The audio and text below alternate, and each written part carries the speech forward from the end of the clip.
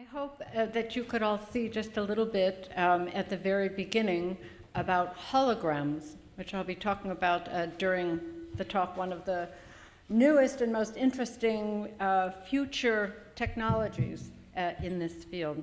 I want to first thank the organizers all for inviting me. It's quite new that the United States is now considered part of Europe, so I'm very happy to be here. That's a joke. Sorry. Okay.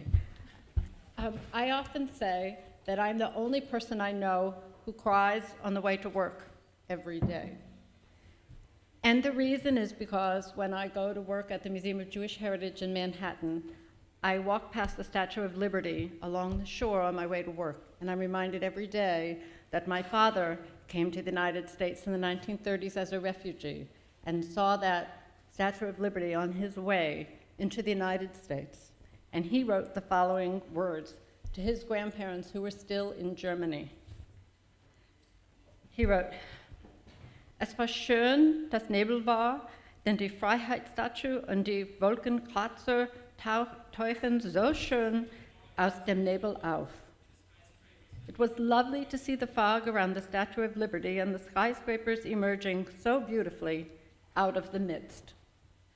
That the New York's Holocaust Museum is placed across from the Statue of Liberty is no accident. It was purposeful to remind the people who come to the museum that it's the refugees whose stories we tell in the Museum of Jewish Heritage. And it's no accident the Holocaust Museum in Washington is right off the Federal Mall, the heart of the government and of the justice and history in the United States. This paper, which looks at Holocaust memory in America through its memorial museums, 7 decades after the Second World War, will give special attention to these two institutions, but I'll be talking about many others that exist throughout the United States. I'll be talking about their exhibitions, their public programs, and addressing topics, themes, and points of view. And then I would like to look towards the future and what it will bring, and the added responsibility for sharing memories of the war, or as for the next generation, as it affected their parents, as their grandparents and their great-grandparents, and how they now become the interpreters of those experiences for the future and for the next decades.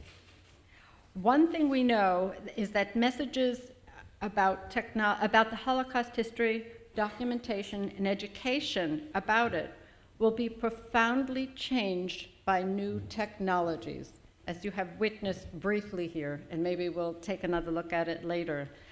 So finally, I'll tell you about some directions being taken by American Holocaust museums as they expand their purview to consider the broader human rights issues and issues of crimes against humanity. So let me begin by telling you some facts about United States Holocaust museums. The one with which I'm affiliated, the Museum of Jewish Heritage, is one of 50 cultural sites in the United States devoted to the Holocaust. Among that group are dozens of memorials intended to be locations for personal reflection and recollection, and also for community gatherings and commemorations. There are, in addition, dozens of museums themselves with full programs and permanent and changing exhibitions and calendars of special events. They dot the country from coast to coast, from Maine to Florida, and California to Texas. Most of them were established by and have been supported by the generation of survivors themselves. Survivors have been critical to the stories and the interpretation, and also for preserving the documents in locations that are close to the homes of where these survivors live. Perhaps thousands of these survivors have shared their stories through the years with guided tours through the museum and with students who they visit. Unlike European memorials and museums, most of which are public institutions that have been established and maintained by governments, most American Holocaust museums are funded, supported primarily by Jews, but in one case, not exactly. But if most American Holocaust museums are privately funded, they'll now be looking for sustaining future monies from generations that did not themselves experience the Holocaust, those who are far removed from the events of the 1930s and 1940s. And they have to decide how it will be that they can receive the continued support. Now, the one Holocaust museum that's quite different is the one in Washington, United States Holocaust Memorial Museum. That museum is a private and government initiative. Given its prominence, location, and its resources, one must assume, and it's true, that the Holocaust Museum in Washington has the greatest impact of all of the museums. As of March 2015, 38 million visitors have come through the Holocaust Museum in Washington since its opening in 1993. Approximately 24% of them have been students. Notably, only 10% of those who've gone through are Jewish, and that, just as a term of reference, 0.2% of the world population is Jewish. The museum counts 170,000 members, paying members, and 205,973 followers on Twitter. In 2014 alone, more than 13 million people visited the website of the museum, and close to 40% of them were foreign visitors. The museum archives contains 88.5 million web pages and an additional 185 million digital images from the International Tracing Service, RLSIN.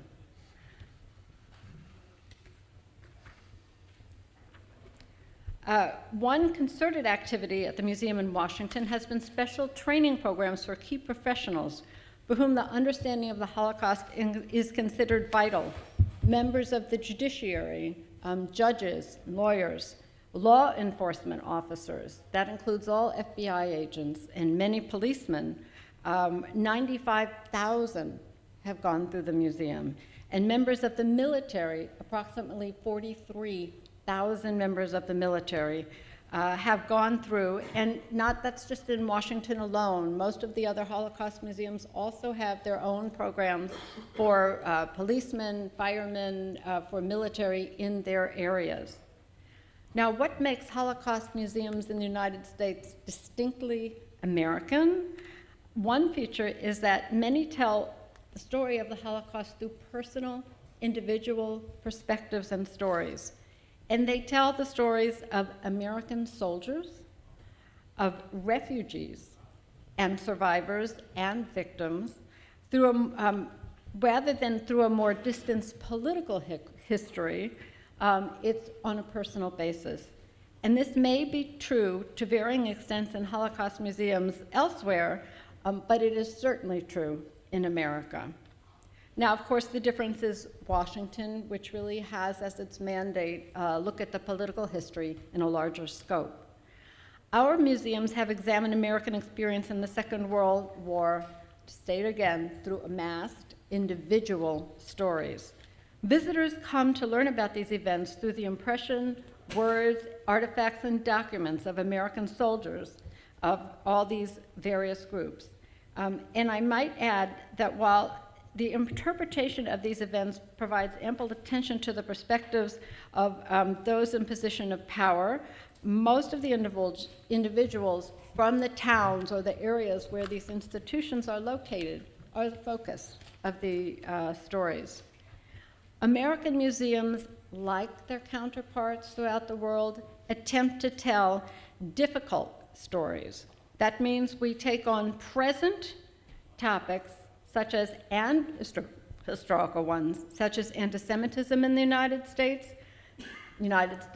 anti-immigration policies, which blocked Jewish refugees from entering prior to the Second World War, and our country's delayed entry into the war. Exhibitions have focused not exclusively on these topics, but they've been increasingly addressed. Now, New York's mandate is not only to tell the story of the Holocaust, but also to tell more about Jewish history in general, holiday observances, even Jewish celebrities. But among the last 15 temporary exhibitions, 7 of them related to the Holocaust, and I'd like to tell you about a few of them. Ours to Fight For, Jews in the Second World War, which won many awards, began at the museum and toured extensively between 2003 and 2006. It was about the experience of Jewish men and Jewish women who joined the war effort. In 2009 and 2010, the museum presented Beyond Swastika and Jim Crow, Jewish refugee scholars at Black colleges. It shed light on the many Jewish professors who, as refugees, found teaching jobs at Black American colleges in the South, and the exhibition also explored their continuing involvement in the civil rights movement.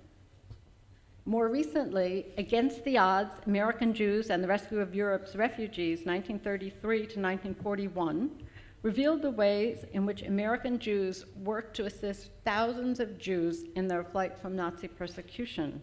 The exhibit looked at American immigration attitudes during the Depression era, as well as anti-Semitic influences in the United States State Department. So I worked on that exhibition very closely. It's very close to my heart. And if any of you are interested in it, I will be happy to tell you about it in great detail after the talk. I want to mention one other exhibition in this regard from another part of the country, from Los Angeles at the Skirball Cultural Center. It's called, it just ended recently, Light and Noir, Exiles and Immigrants in Hollywood, 1931 to 1950. And it illuminated the experiences of talented German and Austrian film people, many of them Jews, who fled Nazi Europe and who, in a variety of ways, from writing to musical competition, influenced the classic films of Hollywood's golden age.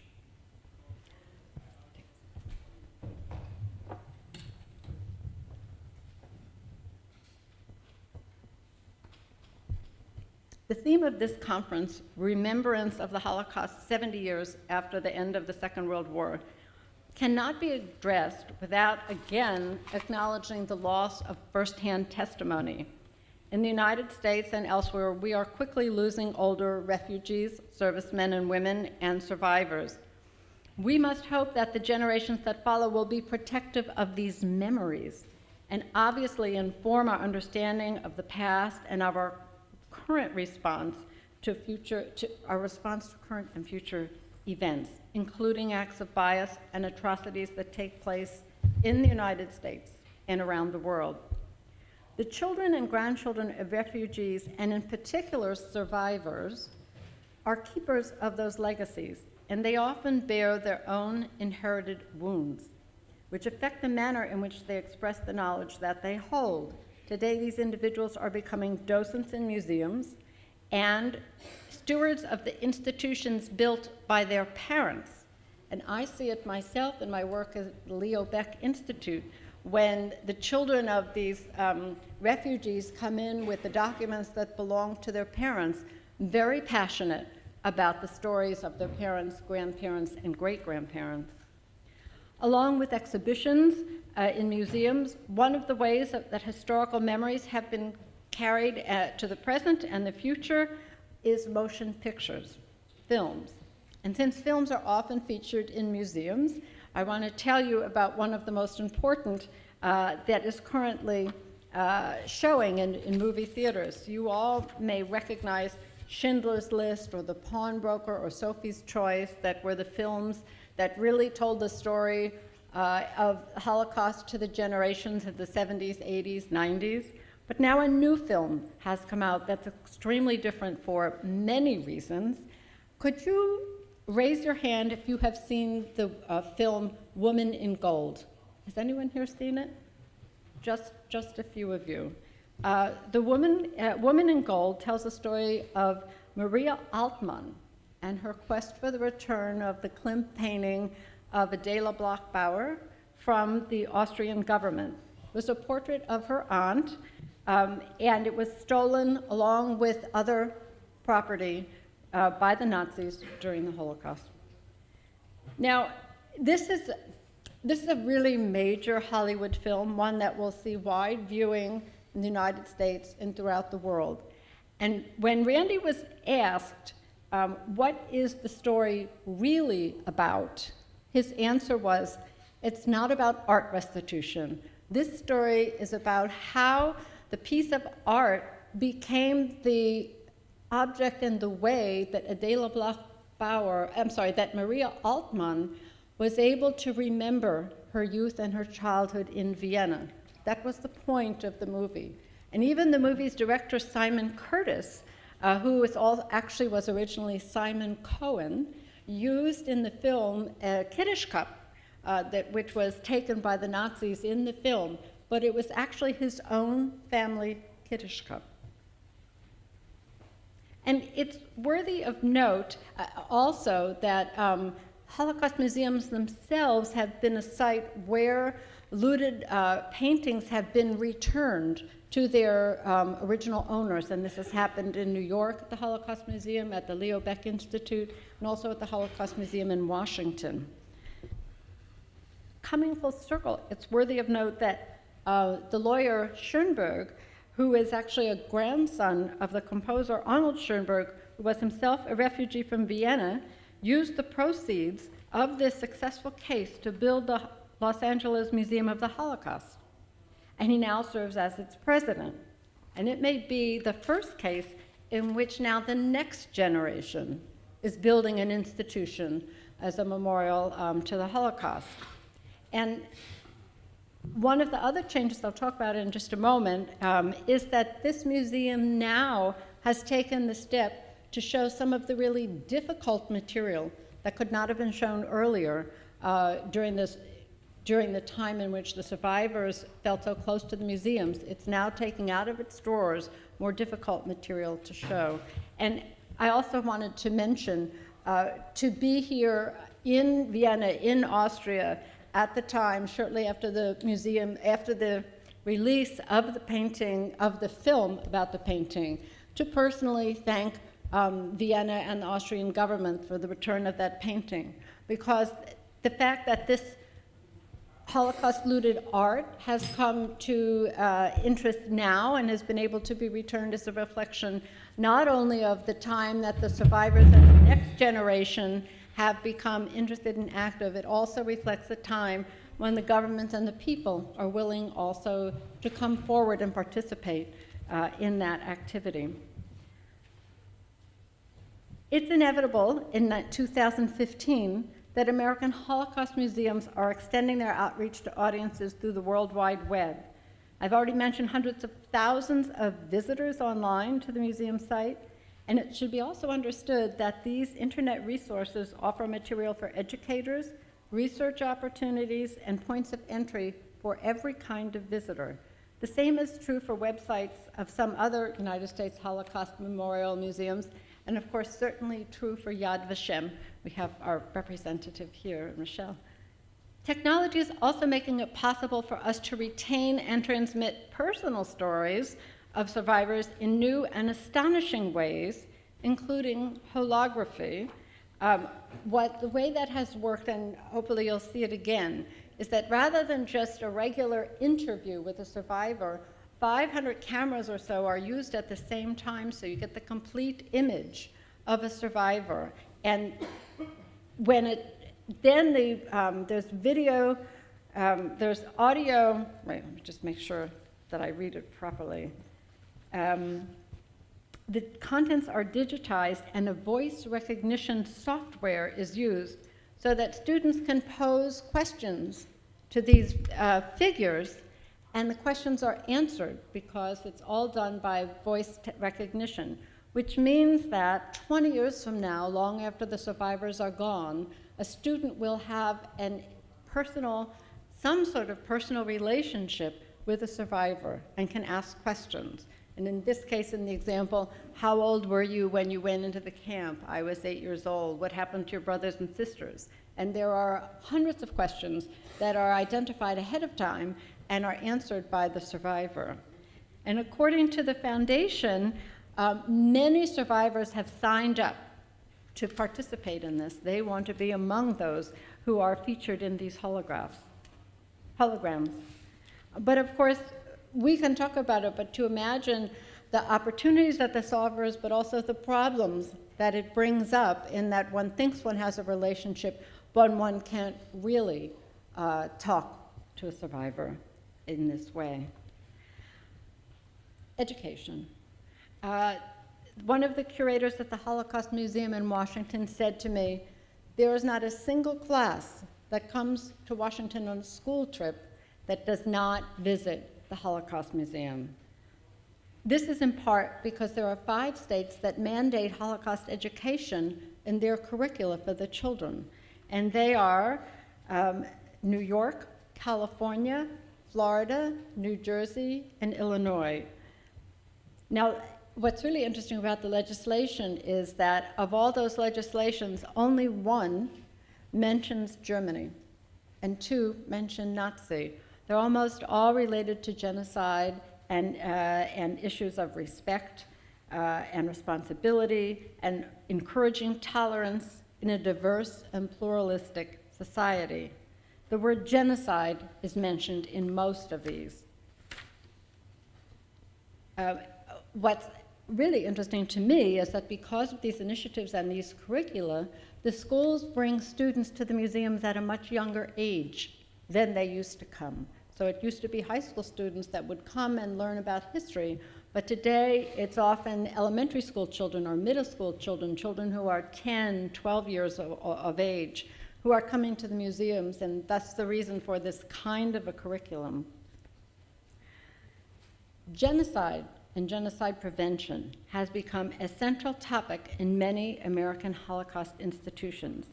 A $20 million gift was given to the museum in Washington to establish the Simon Scott Center for the Prevention of Genocide, whose goal is to make the prevention of genocide a core foreign policy,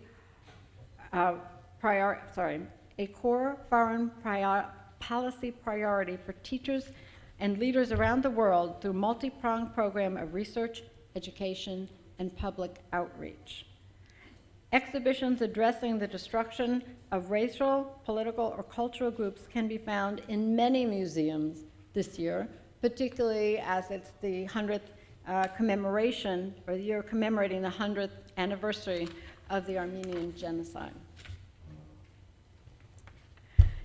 It is 70 years since the Second World War came to a close, and it's the responsibility of the world to remember many injustices and sufferings of the period.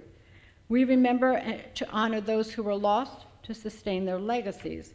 We remember to understand better the decisions that were made in those years, and also to bring new understanding to contemporary messages.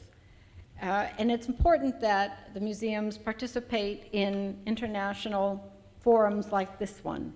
And I just want to mention that the International Council of Museums Memorial Committee, ICMEMO, also has such quite similar conversations about memorial museums of all types around the world.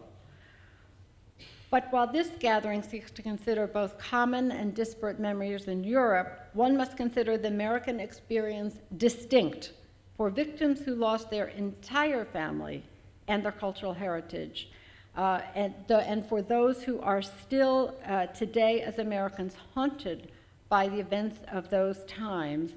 The memories that they share and the circumstances in common with many others include Europeans, but they are distinct and singular. The generations that have followed those who experienced the war firsthand must grapple with tormented memories in this exercise of memories. The next generation has become rememberers and voices for parents and grandparents and for themselves. They have become stewards of the institutions that present and teach about the Holocaust as they experiment new ways to capture and transmit that information. A new term has been coined. It's called restitution history. And as Randy Schoenberg so clearly understood, it took this many years until restitution could be part of the conversation. The return of artworks is both a restitution of cultural property and a restitution of memory, something made possible for individuals and museums because of the distance of time. Along with this, Holocaust museums have begun to take a new responsibility, that for interpreting and inspiring activism on issues outside of Jewish history, including some contemporary crises and traumas. We tell those larger stories of genocide that occurred throughout the world as a way of adding meaning to the memories and enriching our understanding of the events that happened 70 years ago. We do so also in the spirit of two Hebrew words, tikkun olam, which is a biblical commandment to help repair the world. Thank you. And I wanted, can we try and put on that?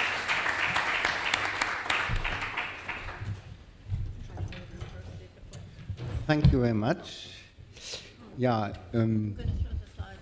ja, okay. Können wir noch was anschauen? Gut.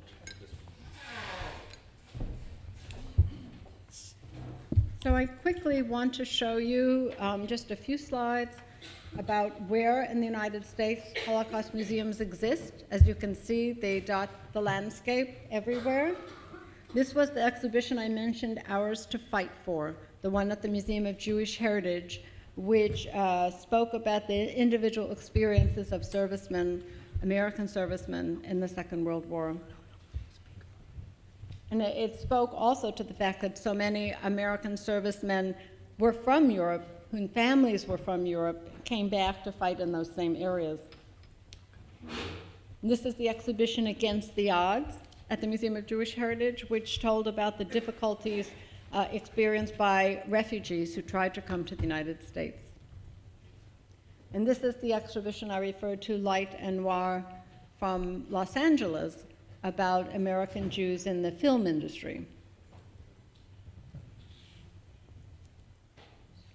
And just, I don't want to give an unbalanced story. Of course, there are many other types of exhibitions that are standard or classical exhibitions you would anticipate or expect. This particular one was done by the Holocaust Museum in Washington and has traveled, and it's about medicine during the Holocaust and the use, the poor use, the bad use of such issues. And finally, moving on to taking the larger charge of discussing genocide as a Holocaust museum, the responsibility for the next generations to interpret genocide and human rights issues. And it has occurred in almost all American Holocaust museums. This one, I think it's, if I'm not mistaken, it's tomorrow evening at the Holocaust Museum in New York.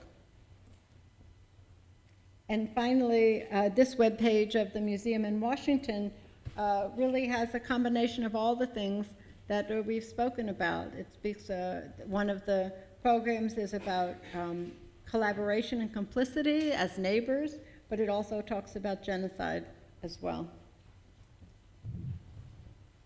And finally, this is the main Holocaust Museum, Washington Museum webpage, where genocide exhibition, stories about genocide, and the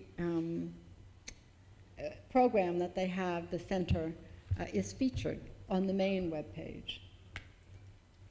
And can we just try that hologram one more time, see if it works, because it's so important.